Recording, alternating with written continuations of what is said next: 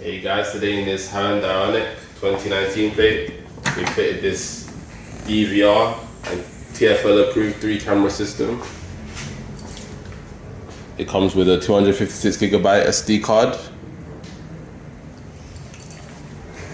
Here we have the rear camera.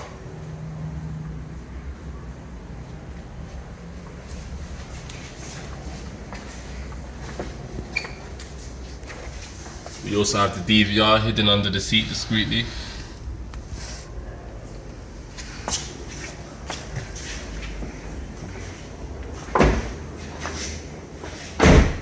And in the front we have 2 cameras. This is the front facing camera.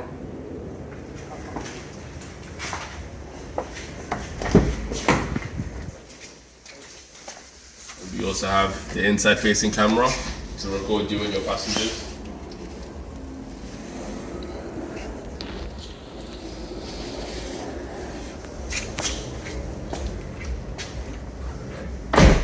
We also have stickers around the car to let your passengers know that they're under surveillance. For any inquiries, please contact Immobiliser.